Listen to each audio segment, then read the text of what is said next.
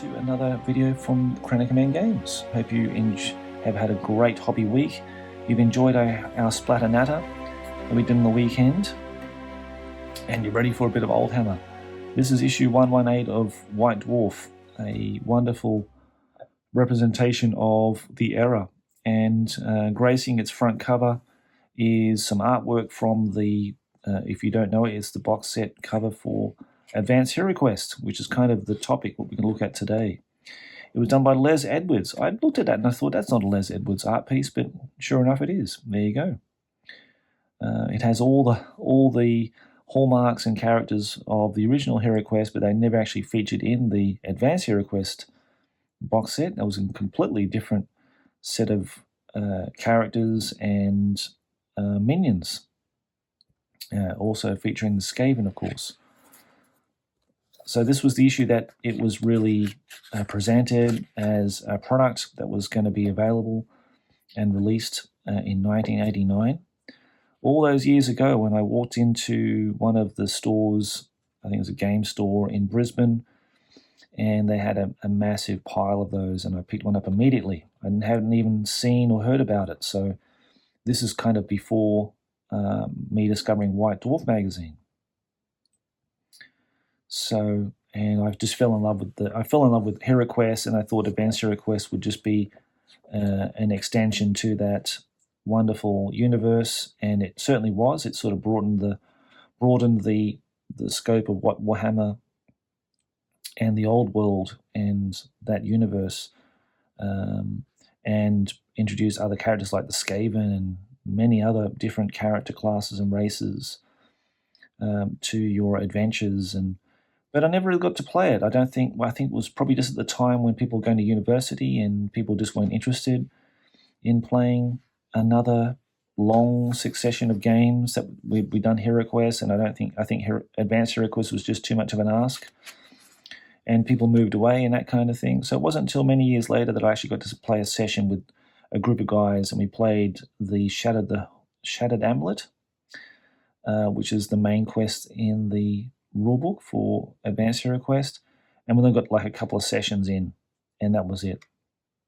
Until last year when I did the solo play, because it has solo play rules for Advanced Heroquest, and got to play those for the channel. So I think some people really enjoyed it. I loved it. I love this game, and I'm very thankful to some other participants that we're going to bring it back with some online play, so remote play, basically through our Discord. And I'll be GMing the game, and they'll be playing as their own characters. We're not going to include these 4 plastic characters that came with the set. We're going to be all new. I got them to roll randomly for their race and then generate all their stats. And so we have let's have a look at the characters in a minute. I don't have 2 of the models representing them, unfortunately. I'm still looking for those and trying to secure a couple of classic metal models like these type miniatures here from the older ranges of Citadel to represent some of the heroes. So that'd be lovely. I love everything to be metal, actually, if possible. So we'll see how that goes. But it'd be lovely as a project for me to collect and paint up some miniatures, even as like a single Minotaur or a single Troll or Ogre or something like that, Chaos Warrior, Skeleton. Yeah, so really looking forward to jumping back into the old world with Advanced Heroquest, as it's one of those games that, it still captures my imagination, and I still really want to see it being played and on the tabletop. So let's have a look at some of the miniatures I'm working on. Let's have a look at some of the projects I'm working towards with Advanced Heroquest, and I'll be back in just a moment. Okay, so in terms of painting, well, I've only painted one model, and that's the dwarf. This was gifted to me by Owen Staten, our grand storyteller from Wales, who's been a huge contributor towards many productions and podcasts for the Crown of Command. And he sent me this as part of a care package with some other models in it. And I just looked at this and I thought this would be perfect for Tarkin, one of our members in our party. It's Nick. Nick. Tarkin's a human character. So Nick's got the dwarf, and I thought this would be perfect for him. I'm pretty sure he's armed with a sword and a shield, and even though he's pretty much a medieval knight, but I'm sure he'll acquire that chainmail at some point in the future. I think maybe he has actually got chainmail, I'm not sure. But anyhow, I really enjoyed painting this. It's an Oldhammer model. It was already painted. I just painted straight over the top of the paint that was on there from 1989 or whatever it was, that 1988 when Owen first bought it and painted it. I did the shield. I like the checker and the sort of half eagle crest kind of motifs they put on a lot of shields and artwork and everything for Advanced Heroquest. And obviously need to do the base later. So, but yeah, really happy with how he turned out. And that's the first of the characters. The second character, which I'm working on still, and still working on painting, is this beautiful Jezgudun elf. And I just love this guy's pose, everything about him. He just looks like a mean-looking bugger to be encountering in a dungeon. So I love the armor. He's got those little ringlets of metal embossed in the armor, in the leather armor. And it was already primed and partly painted, so I'm sort of just painting over the top of it. I really want to go for more subdued, darker, natural colors rather than the sort of Herohammer bright, saturated colors. But yeah, I'm really enjoying painting this so far. Just started really. But yeah, he'll be the character for Matt.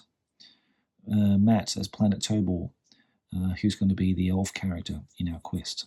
The two human characters I don't actually have miniatures for yet. I really want to represent them as old Citadel miniatures from the fighter range. So I'll have to track those down. Hopefully through my wonderful sponsor Scott at Black Arrow Minis. He may have some lurking in one of his boxes in his studio there. So I send him a message and let's see what he can find and what he can dig up for us. In terms of what to paint, well, I've got this Orc Warlord, and that's going to be the first quest that we're going to do together, is venture into the depths of a dungeon. I'll have to make up the backstory and everything for it, but the main premise is that there's an Orc Warlord that's causing trouble, probably to a nearby Empire province, and one of the earls there, or one of the regents of this province has ordered, or asked maybe ordered, the heroes to go down and descend into this dungeon and to take out all of these orc and goblin menaces that are there lying in wait for the adventurers to come and cleanse them from the dungeons. So that's basically what the first adventure will be.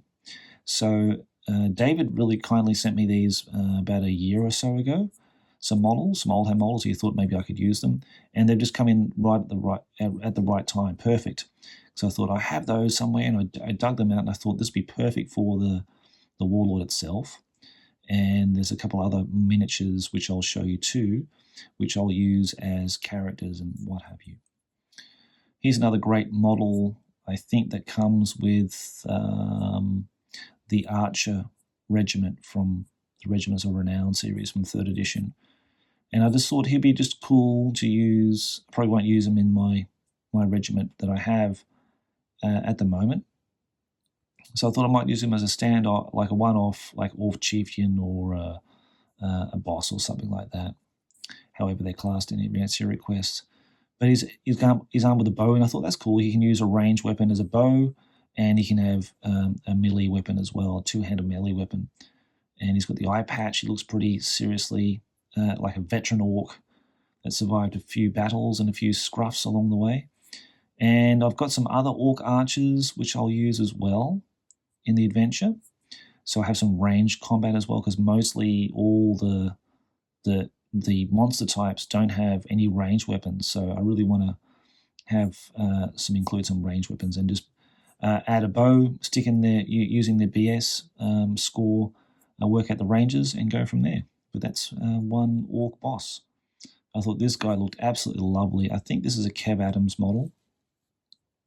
It has the Kev Adams trait to it in design. So I thought he'd be lovely as a Goblin little champion type dude with his spear. So that way he can attack diagonally and sort of poke the heroes from the sides in the ribs from a distance, as any goblin would do, wouldn't they? They wouldn't be facing them head on. They'd be sending their other tribesmen and minions of goblins in there to fight them face on, and he can just come in and stab them from the sides. So I think he'd be a lovely little Goblin Champion for the quest. As far as other models go, I have this beautiful miniature. That's a Citadel Dwarf, which I will paint as one of the characters, as a future character. Maybe Nick's dwarf manages to get some scale mail and he trades his sword for an axe, like a two-handed axe or something like that. Then I can upgrade that model with this model maybe. And he's got a shield, placement for a shield at the back here. And I've had this model for quite a long time, and this is, again, an opportune moment to just paint him up and have the joy of painting him and then sticking him in my collection of Oldhammer Advanced Heroquest models.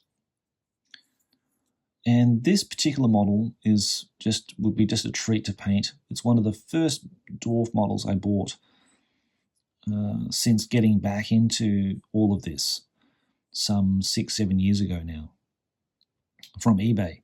And I probably featured in another video before, but now I'll put a base him on his circular base.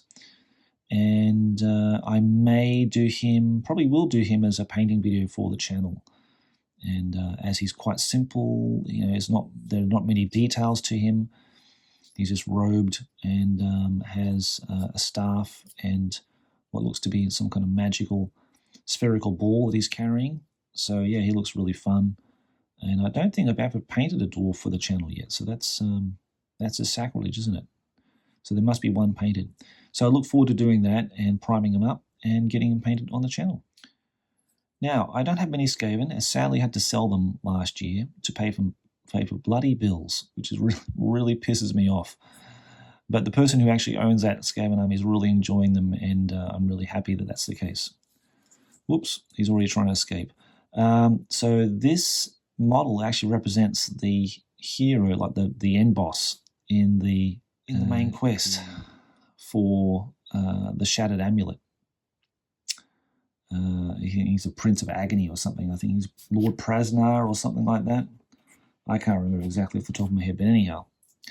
Whoever's played the quest will know this particular character, and he's the actual model. I think they rebranded him in 4th edition as a slave or something, which is really quite lowly considering the heights he was in Advanced Heroquest, and then he got dumped into the slave list of Ranger models. But he's got this spiked sort of part of his leather helmet, which I think is quite cool. He's got quite a nice sword, looks pretty decorative and ornate compared to a lot of the other Skaven weapons that they carry, but he is dressed in rags, really, pretty much. Now, I did paint him up as a slave in the 4th edition army, and I kept him specifically because I just didn't want to let him go, because I just wanted to use him in future quests if that was going to be possible. So he will get a repaint. He will get a bit of a touch up. He will get some new colours painted on him, or some freehand or what have you. So he looks kind of identifiably different from all the other Skaven models. Other models to note will be this elf. Now maybe the other elf will get some better armor, a helmet, and we may upgrade this one if need be. If not, it will be just another elf model that I'll paint as a warrior class miniature to use in our adventures in the future. Or it could be an NPC, or it could be one of the mercenary models. If they get a mercenary, we might use that as an elf mercenary for the elf character. And finally, we've got a goblin type of champion type dude. He's actually armed with a bow as well, could you believe?